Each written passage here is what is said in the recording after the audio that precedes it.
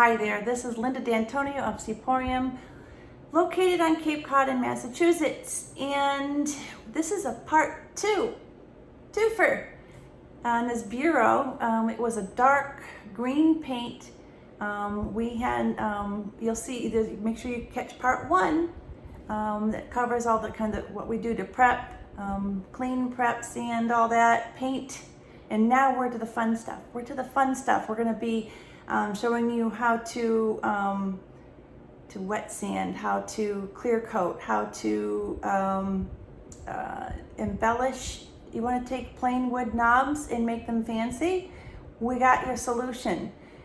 We use Iron Orchid Designs Air Dry Clay and their molds to add some details to some wood knobs.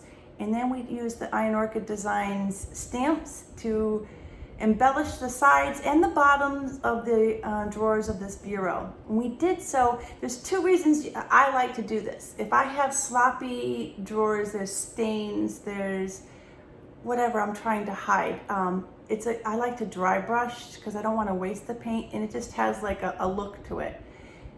You know, you can fully finish it.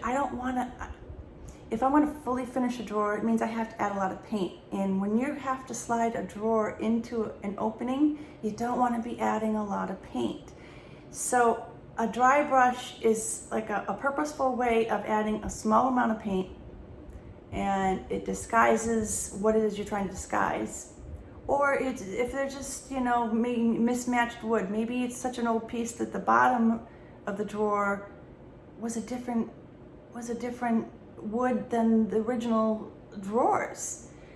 So it's a way you can disguise. It's also a way to add interest in an unexpected way.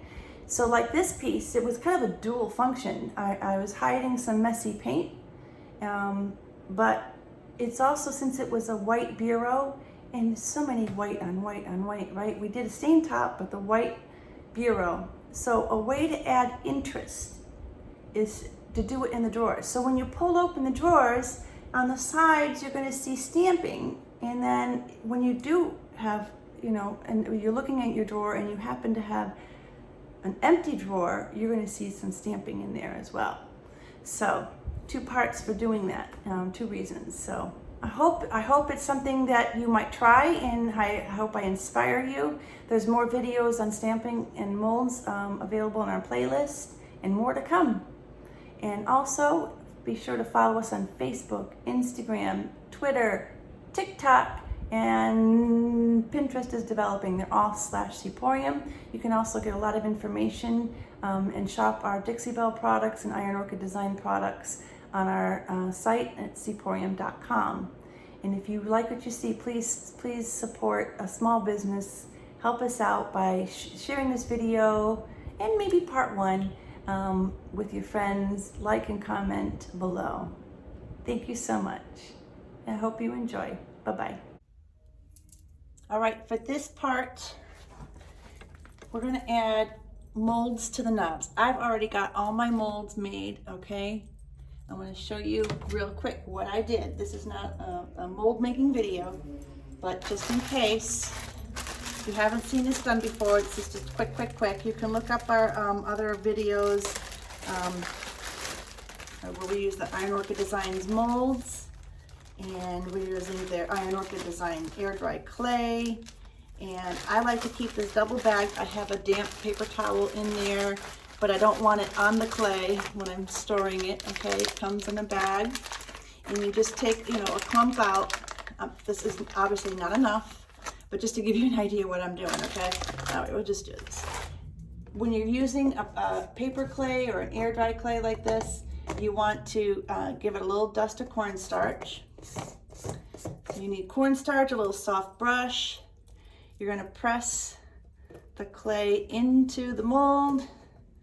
All right, normally this would be full, but I'm not going to take the time. When you get the whole mold filled with the clay, you take your putty knife or a credit card or just your thumb, whatever, just to pull the back nice and flat, okay? Then you just pop it out. This isn't sealed yet. I don't want to make a mess of that. You just pop it out, and then you'll have your mold. Of course, ours is only partial. All right, so I'm gonna put this back away, put it in its bag, because it does its job very well. It dries with air. It's air dry clay. If you ask me, it is the best. I say in every video. I have tried others. I've tried pretty much all the ones at the craft stores, and I have not found anything better. There's some binders to this, so I think it adheres better. I've done repairs to, broken molding with this. A lot of people do just repairs to furniture with it. So we have our molds made. Now, if we had a lot to do, we could put these in the freezer and then pull them out, give them like 15-20 minutes to kind of defrost, get soft again, and then you can work as well. I'm going to use my little putty knife to kind of lift this. As you can see, I have a nice flat back. I'm going to be using the Titebond. I know it's backwards, I'm so sorry. Titebond Quick and Thick. This does work so much better than some of the other glues I've tried. It's not as thick as some glues can be, but it sets so much faster and better, and it's a really great glue. It just adheres well. It says it does multi-surface. Let's see. It dries clear, paintable, woodshop, home crafts, water cleanup, yada, yada, yada. All I know is I like it. All right, so then I like to just take like a whatever you have around to spread it. All right. I'm going to put it on the knob. If this was much larger than the knob and it was going to stick out too much, I would use resin. And when the resin is in the mold, it starts to get white where it's starting to set, and the top will still be kind of sticky. That's where you can take a wood knob. Normally, like I said, these are pretty much adhered on here. I don't want to mess the base drawer of the wood here, so I left these on and painted around them. But you would take the wood knob and set it into the mold with the resin, and now you have like a super duper glue bond, and it can withstand being pulled. But this is going to wrap really nice. It's like a perfect size for this knob. And again, if you watch my videos with gluing molds, I'm going to not only lightly press down to, we don't want to get rid of the beautiful details, but I'm also going to press in on itself, because the paper clays, the air dry clays, when we pulling them and gluing them and moving them around, we're stressing them out and stretching them. Even though you think you're not stretching them, you are. Just trust me. I don't mind some cracking happening, but I don't want it to be too large.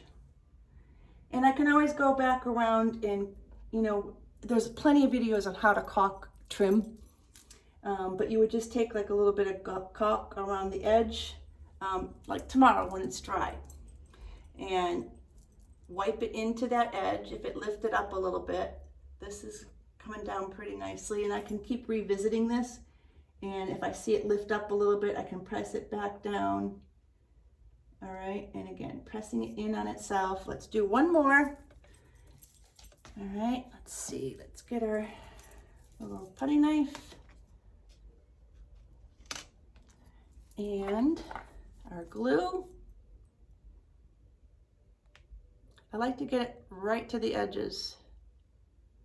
I have done this plenty of times.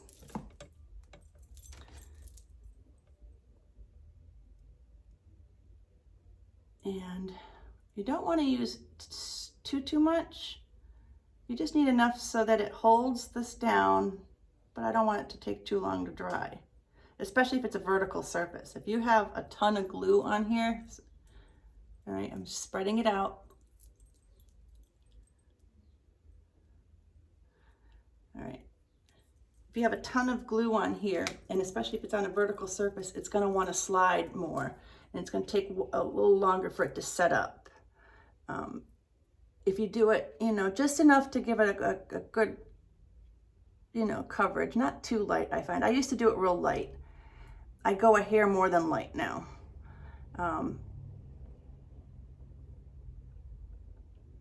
And again, pressing lightly down all around. Try not to lose the details. And press it in on itself. Now, if you see that you have, like, let's say you press too hard somewhere, take a toothpick or something you have handy, okay, and give some of the details back.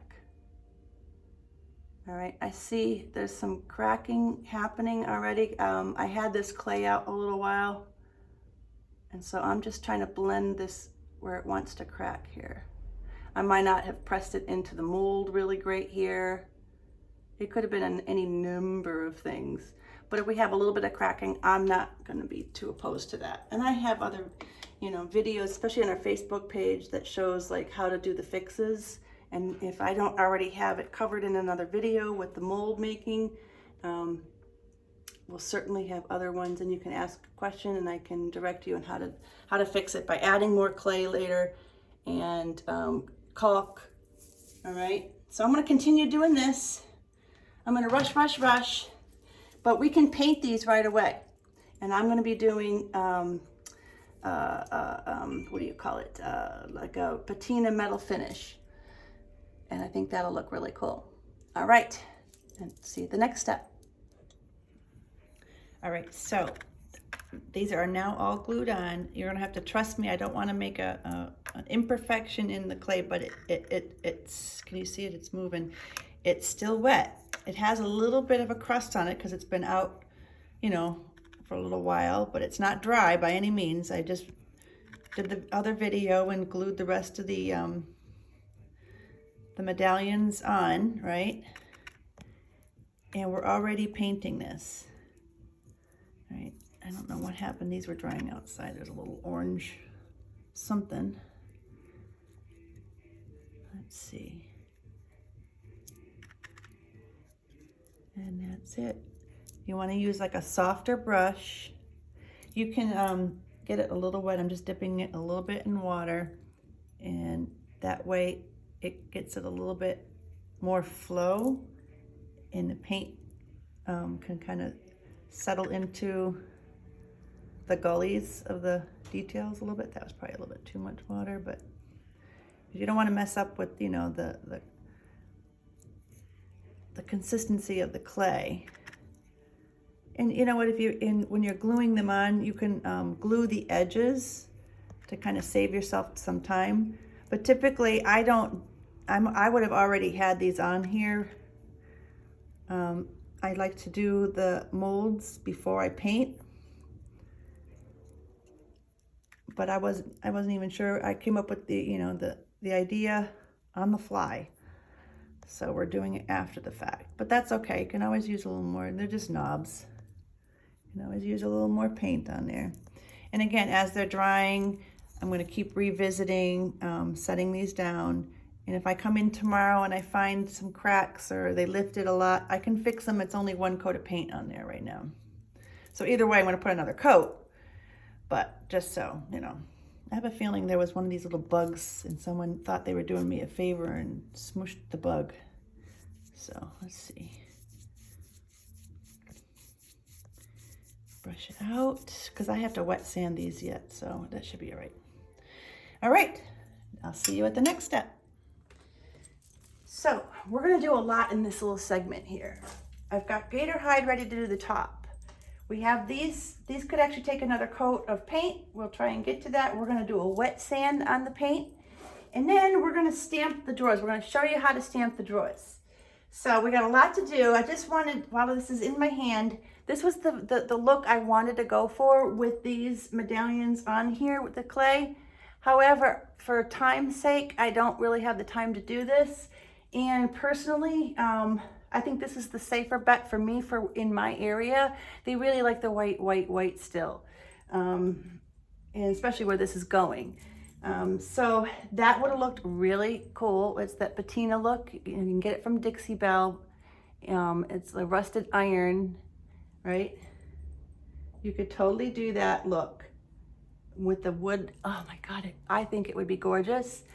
I'm gonna be the safer route. We're gonna keep this the white, and we're just gonna rub some gemstone mousse after everything's said and done, after top coat and everything. If I had time to let the gemstone mousse dry, I would put that on and then top coat. But the gemstone mousse should hold up just fine for, it's not like it's taking a lot of rubbing. You're gonna really pull it like this, so it should be fine. All right, now let's take care of the messy stuff first.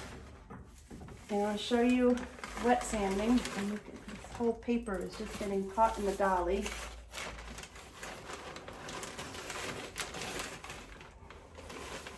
Let's see if I can't get it. All right, I got my makeshift tarps here. All right, so let me try to. So we're just gonna dip this sponge into water. The Dixie Belle sponges are the best for this. I'm telling you, they're perfect grit.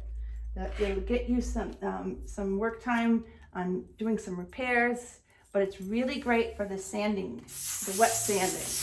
You could also use, if you did a nice thin coat and you don't have a lot of brush strokes, you could use the finishing pad from Dixie Belle. It's a white, basically like a scrubby pad. To me, when you're working with the chalk paint, chalk style, mineral paint, whatever, this part is key. There's something about the minerals, the clay, or whatever, that when you do this, it compresses it or something. That, I don't know any other word, I don't know the technicalities of it all, but just taking a little extra time, even if you're fine with the brush strokes, if you don't have to repair any brush strokes, just do a little bit of this. And you will feel the difference. And you're gonna go around and pet your furniture like I do. And I'm sorry, I do. I pet my furniture because it just feels so good and it's like butter, I'm telling you.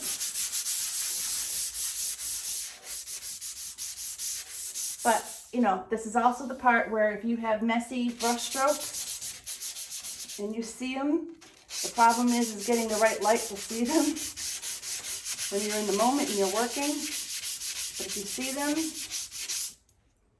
this is the time that you can just carefully sand until you've gotten all those messy brush strokes dealt with, okay?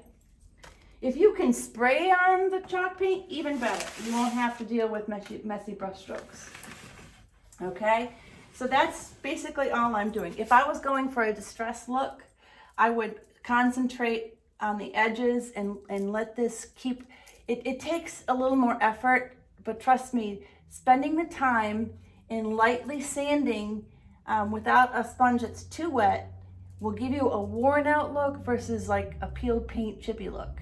If you want the chippy look, go ahead and soak down your sponge and sand away. But if you do it light-handed and just a little patience. So, all right, right there, it already happened. I'm gonna have to go over that with some paint because again, I want a nice finished look. Okay, anywhere you have a raised area, you're gonna have to be more careful.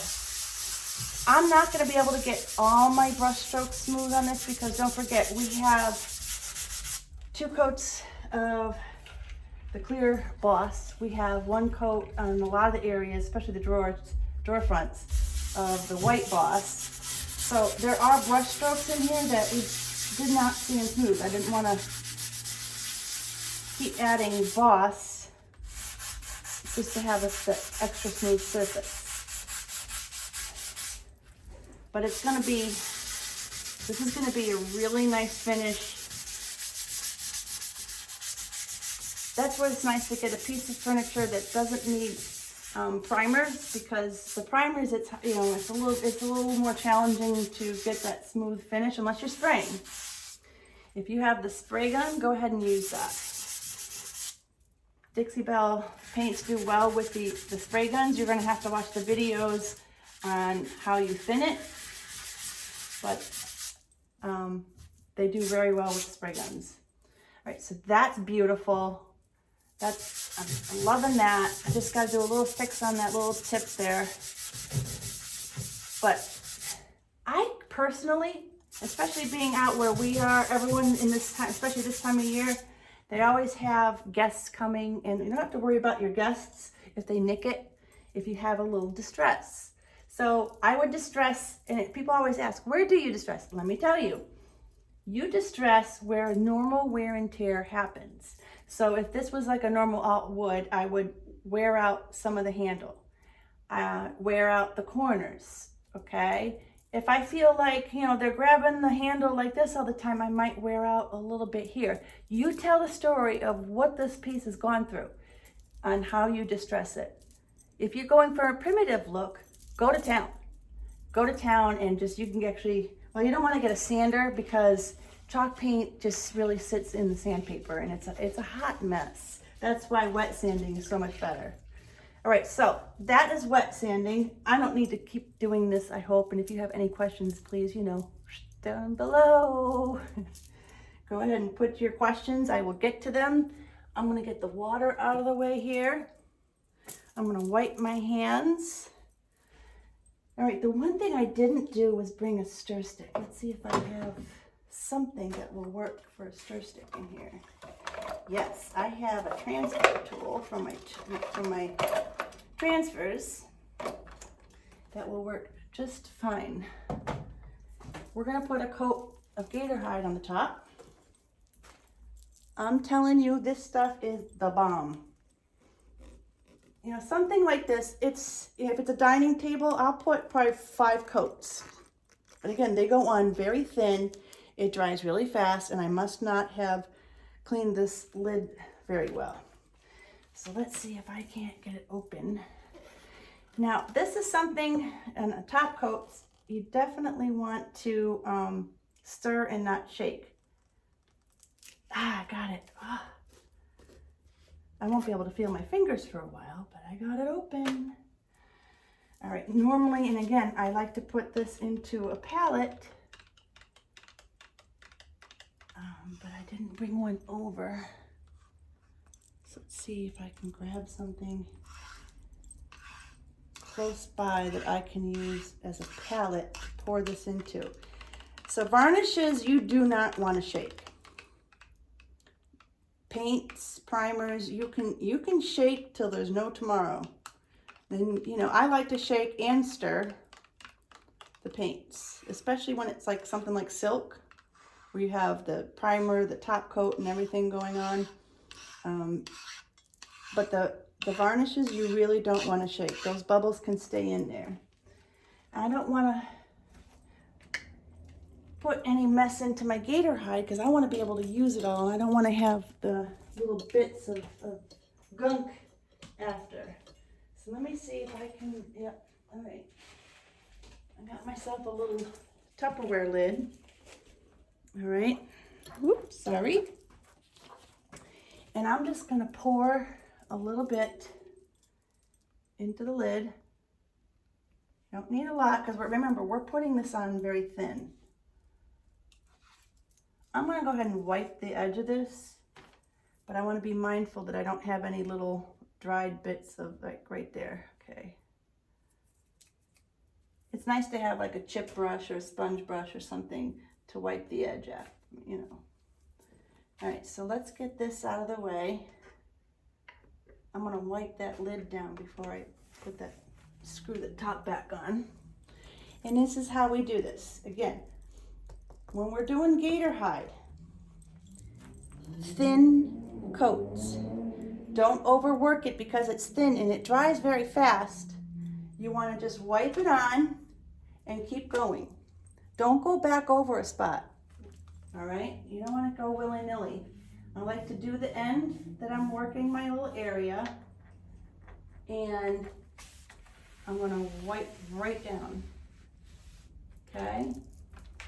Again, do my little end. I've got paint down there that I don't wanna seal yet, because it'll look different when I go to seal it, because I'm not gonna use Gator Hide on the sides for the rest of the piece.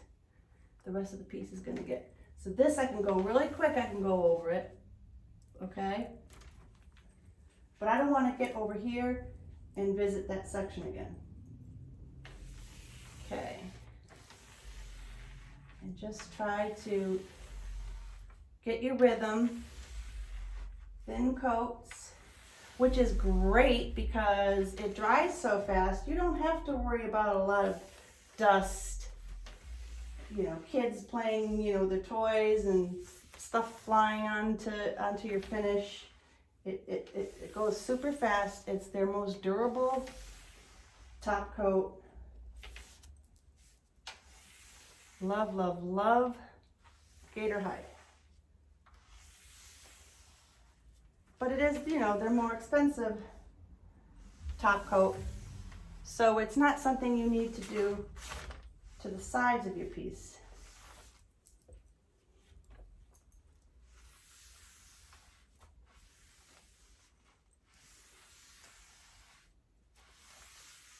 All right. And again, if you find you miss spots, go back to it. Don't do it. Don't go back over there now. That's already drying on the back. All right. I'm just barely going over the edge. If you ever look at a piece of furniture, the undersides are never done. I'm just trying to wrap around the edge a little bit. Okay, so we're gonna let that dry. I'm gonna put my sponge into a little thing of water. I am gonna put my excess Gator Hide into my jar. All right, because we don't want to waste this. This is golden stuff here. All right, so I'm just emptying out my Gator Hide into my jar. Nothing exciting here, just scrape out with a brush best I can. And then I'll wash this after the video. Now, the stamping. This is just a nice technique to do to a piece when, you know, you got a lot going on. These were inconsistent. I got this little stain in here. It actually bled through. That's probably a marker, and this is actually Boss in here. I didn't waste the paint. I just bossed it once, and I left it at that. Because when I do, there's a stain, and see how it has this sort of shabby, primitive look in here. You're not gonna notice that they got a bit of green here and there, and they were messy with the brush or whatever, or I got a stain here. I'm gonna put stamps down, and you're not gonna see these little imperfections. And the same with the sides. They got a little willy-nilly with the green paint. I'm gonna be adding another stamp to the sides. So, in order to do this efficiently, I wanna start with the bottom of the drawer. And I have picked, this Iron Orchid Designs, the stamps. And I have picked, this is called Rose Toile. It's a current item that most stockists should have. I certainly typically have it, but I think we are out of it. And you know, if Iron Orchid Designs is out of it, then I can't order it. But depends when you're watching this video, doesn't it? We might have it. So it's a gorgeous piece, and you can, if you don't like the dragonfly, you can peel it off, okay? The important thing to remember with stamps, and we cover this on our videos, when you first get them, you pull it out of the package, and it has this little clear coat sheet. Peel that off, and you're gonna take that sanding sponge that you have from Dixie Belle, and you're gonna sand it. Literally get down there and really tack that surface like it's a piece of furniture you're tacking for, you know. Don't be shy with this. You're not going to ruin the stamp. Just sand it. You want it so that the shininess of the stamp when you get them is as shiny as the sheet. You want to give it a tack so it's not so shiny. That's the only time you do this is when you first open your stamp. After that, you don't need to do this. It's called conditioning your stamps. All right. Now, if I want to, I can cut around each of these, and there'll be free floating stamps that you can do individually. In this case, I'm going to keep it on the sheet so I can do a lot of stamping all at once And then I'm gonna fill on the sides or the corners as I like. Does that make any sense? So, I definitely want to cover that little spot there. So let's maybe do it like that. And then we'll fill parts in here. Let me show you what we do. So, there's different ways of getting your stamps ready. To ink them up. You can use paint if you like. If you prefer to use paint, you can do that. It just depends on what you're comfortable with. If you're new to stamping, I would suggest start with paint and perhaps a sealed surface so that it gives you time. If you make a mistake and you don't like it, you can wipe it off before it dries. Ink, you can wipe it off if you work fast. Depending on your paint, maybe the clay paints might be a little more difficult, but then again, if you're water activating your paint, if it's like a clay paint, mineral paint, chalk paint, they're gonna be water active at least for a while. So worst case scenarios, you just reactivate the paint where the mistake is and just kind of go over it again and wait for it to dry, okay? However, most of the time, if you're working with inks, if you have rubbing alcohol around, you can use that to fix up little mistakes if you work fairly quick. All right, so don't worry about mistakes. We can cover them up, you can paint it again, you can do so many different things. I have other videos that talk about stamping, and we have bunches of videos on Facebook, on our Facebook page.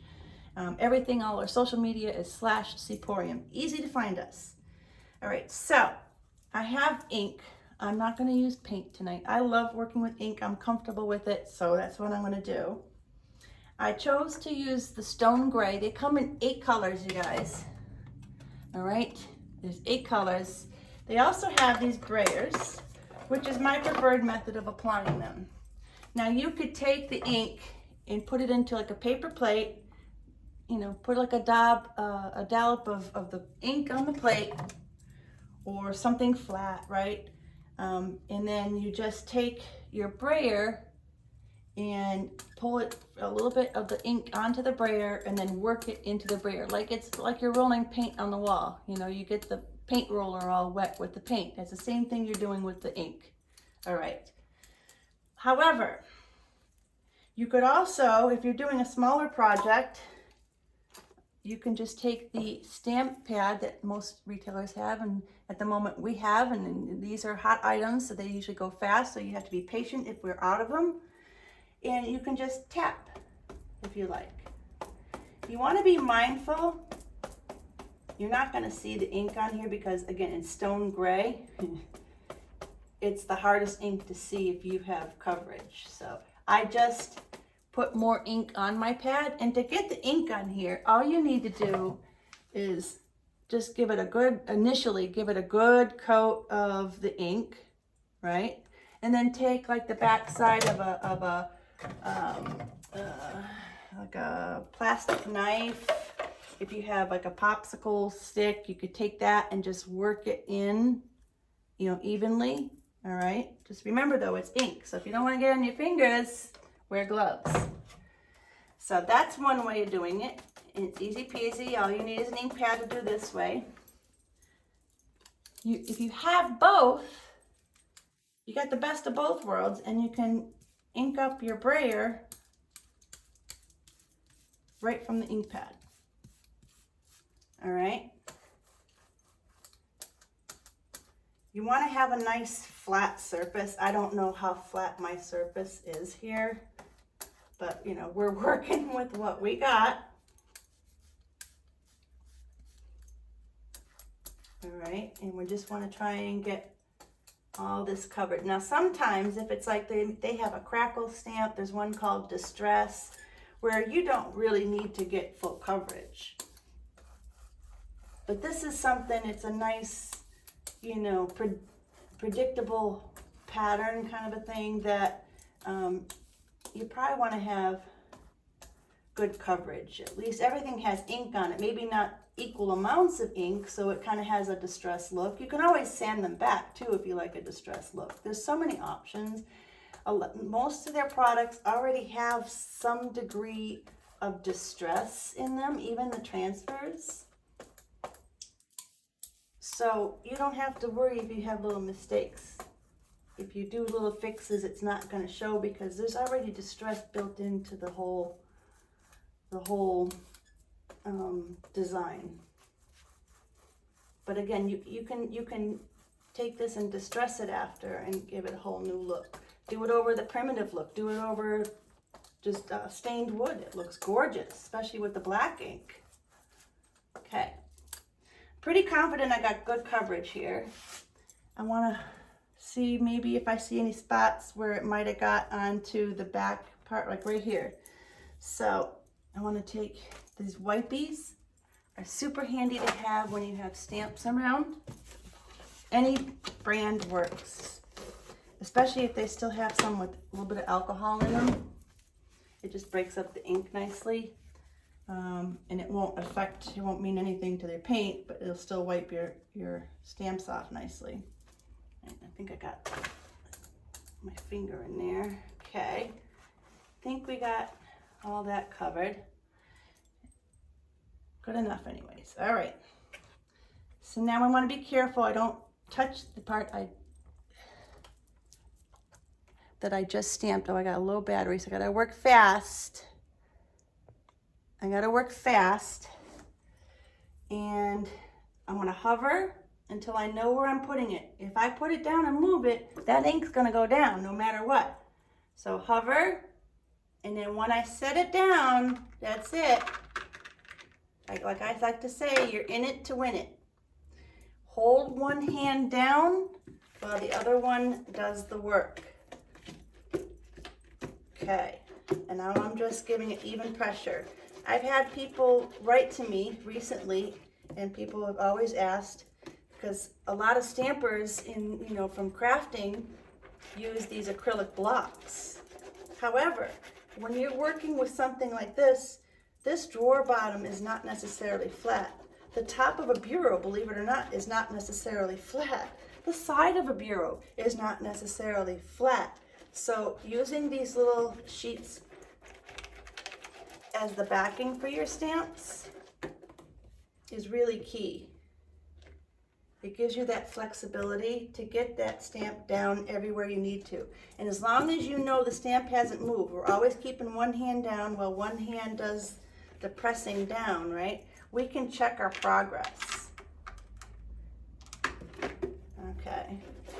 If you have to do like an area, like let's say I lift this up, and if I have an area that didn't get a good impression, I can do a fix. But I don't want to do it like, I don't want to try and match this whole section. I'll just want to try and fix a leaf or this little branch area or something, and just maybe wipe down the rest of it, ink up the part that needs to get fixed, hover it over the area that needs to get fixed. Let's see, I could try to do this leaf right here.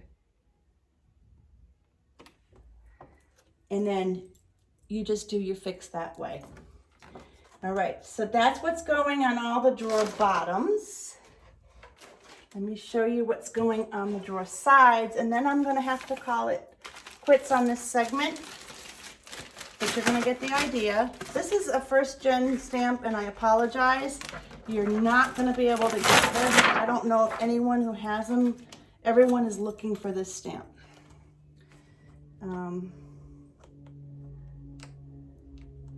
I really like this angel, but I'm thinking we're better off with this one because it'll give us a little more consistency.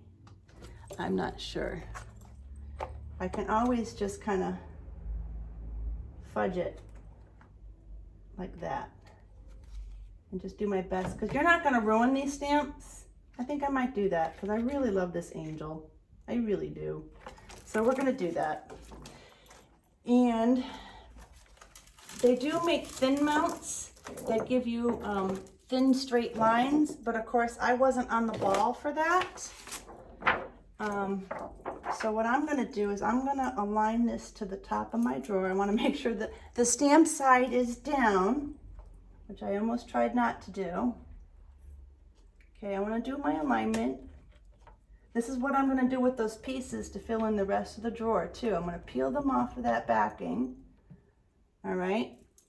And then I'm going to put them on the carrier sheet or the thin mount. Like I said, the new thin mounts have a grid lines. So you can line everything up nicely. And I'm just going to, because this is a full length stamp, I'm just going to, it's not very straight here, but I can see straight on my stamp. Just give it a good impression. I'll do one quick stamp so you can see what I'm talking about. I'm going to bend the heck out of it, okay? And then we're going to continue the pattern after. See this one on this side, when I do the other side of the drawer, it'll start at this grape thing. So I want to try to take it to here, just so everything is copacetic. Everything is, I don't always like symmetry, but this is one of those times where symmetry is good. Okay. All right, so now, because I wasn't on the ball again and didn't bring tape, we're gonna do another little cheat, and I'm just gonna hold this little wipey or a rag, whatever I have, right? Just to protect my drawer front. And try to line it up before I set it down. And I'm really gonna press down here. Again, hold pressure down elsewhere too. And then even pressure, one hand down, one hand moves. You can see your progress. And now we have that design on the side of the drawer. I mean, this is drop dead, you guys. And all I'm gonna do is line up the stamp and continue this pattern now till I get to the end of my drawer. Let's show you. I think that's more than enough ink on there.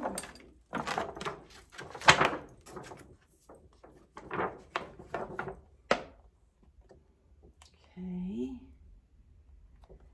And then we line this arch up. We line the lines up. And then we continue it down the drawer. And if we get a little seam, I can fudge it. I can take like a little old artist cheapo brush and kind of draw a line with the ink. Just clean it with alcohol after, before you dry it, you clean it in the sink. Okay, easy, right? See, I didn't get the ink all the way to the end, so this is what I'm gonna do. Another little cheat. Another little cheat. I thought I got it to the end. I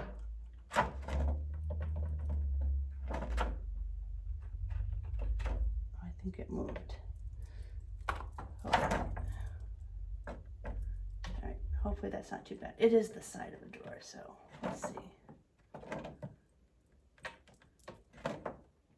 There. So now I have like a little seam, but we can kind of dab out a little bit while it's still kind of wet, and you won't really see it. So that's our sides of our drawers. I'm going to continue with the bases. I'm going to peel off the bottom of our drawers, not the bases. You know what I'm talking about. Okay, we're going to peel off. I'm going to do all the full pieces that I can. Then I'm going to go back and peel off sections. Like this piece here could probably fit right here, right? And then, you know, maybe this large piece might fit in this corner. We'll see. But once I start peeling these off, I'd rather clean everything and then use them individually after. I can put them down, collect them on the sheet like I did this one. I could put a few of them in a row and collect them on the sheet. However you want to do it, you can do it. But there's other videos just for stamping. This is just to give you an idea for our project today. Hi guys. This is it. This is the final steps. Okay, we've put another coat of Gator Hide since our last segment. You'll notice I have some embellishment on our knobs. They did not crack and shrink at all, which is awesome. I did not have to do any DAP caulk in here or fill with clay or anything, but there's videos on that if you check our other videos on molding, on the mold casting, that you'll see how to do the fixes. And then you'll see we did on the molds, there's some gold on here. Wow, right? Gemstone mousse. You can do a gilding wax, but we're not doing a wax finish. We're doing a water-based finish, and so gemstone mousse is the bomb. And all you do is when you get it is you stir it up, and you'll find that the different colors have different consistency. That is okay. That's not a problem. It's a pigment issue. So some pigments they can do the paint comes out a little bit thinner. Other pigments it comes out thicker. All right, I'm gonna do this on this knob here. Well, we'll do it on this knob. Right, watch this. All you do is, even though I already have some on here, actually I can add a little bit more right here, this knob. And just literally the smallest amount on it could be any kind of rag, but I can throw this out. It's a paper towel. Shop rags are even better because they're softer. And we're just going to rub it. Don't rub hard, okay? Just rub it over the details, and it just kind of sits on all those raised areas. All right. Well, like I said, I actually, not only did I put a coat of top coat on the top, right? That's actually all done. We got good 3 coats on there, and I feel good with this piece. It looks like it's got good coverage, and it's not a dining table. It's gonna be fine. But I also put a coat of flat clear coat on here, and I like to use a Dixie sponge. All right, and to do that, I have a palette. All right, and I have my sponge, and all you're gonna do, because I just put the gold on here, is you're gonna go around, since we have the knobs, and go around them first. Do your little detail areas first, okay? And then wipe it in the direction of the grain. If you want perfection, take a little brush to the back areas. Don't forget underneath your drawer, if you put paint underneath that little lip, okay? I'm just going and getting the flat coat on the little back sides of the drawers. Basically anything that you had paint on that could take any abuse, I guess, or you could see, you want it to hold up, you want to give it a top coat, you want it protected. You can kind of look at an angle to make sure you have everything covered. And as far as doing the knobs, they're pretty much done, okay? I can put one more top coat on here, and I'm just gonna pounce it on with my sponge. Right? I could take a brush and top coat it, but we're good. If you're using gemstone mousse, you typically want it to really set for a while. I'm kind of pushing the limit, but do as I say, not as I do. Let the gemstone set. So if you don't have time for it to dry, do it after your top coat, and it will cure. It just, for posterity's sake, to show you how to do this, and it's only just these little knobs, right? As far as doing the rest of the piece, it's the same thing as painting, only you're using a sponge, and you're just going down with the grain. What I do is I kind of, well, we can do this side really quick, right? Let's do this side. I like to go with the trim, okay? And then you just follow it down. I have some hair on the other side and I just don't want to pick at it right now. Okay, just go right down. Do your details and then follow through. You can go across, but then go through like that, okay? This is gonna get you a nice, even coat. You don't wanna be looking at a certain way and see all this willy-nilly, you know, brush strokes. You could do this with a brush. It doesn't have to be the sponge. I really prefer the sponge. It doesn't put it on as thick. I'd rather do thin coats that dry fast. Just kind of wipe it on, than worry about having thick, you know, strokes showing after. And you don't want to overwork it. And that is it. See this top? This top is drop dead gorgeous. It's beautiful bird's eye maple. Look at that. All right. We've got the drawers. The drawers. I actually did a one coat of top coat on the bottoms of the drawers. I'm gonna try and do this evenly without messing, because it's still kind of damp. We did. This is so pretty.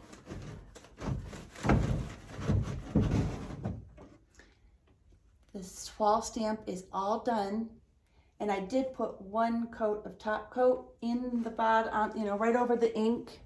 You know, it has dried overnight, and so we did put one coat of flat. Only because now, when I was stamping these, I could see like if I wanted to like wipe off some with the alcohol. Normally with ink on paint with alcohol, it wipes right off. But because this is Boss, it really just sucked right into the finish. So the ink is also permanent, and normally, you know, sealing it is not an issue. But just because I had extra flat coat, and just to take that extra measure, just, you know, if you put white tops in here or white pants, I just want to make sure, you know, it doesn't hurt. But normally you don't have to top coat this. This is just me being a little crazed. But yeah, so it has one ample top coat of flat on here. Isn't that nice? And you saw how we did the stamp. We stamped it one way, another way, and then we took parts and filled in however we saw fit, and it just takes it to a whole new level. We don't see messy green paint anymore. And then the sides are, let's see, the sides are gorgeous. They all, I mean, it's just, right? Look at that. And it's something you don't expect. It's something you don't see everywhere, and it just brings your piece to the whole new level. All right, that is that. I thank you for spending some time with me. I hope I gave you some pointers that maybe you didn't know. If you have any questions, please down below.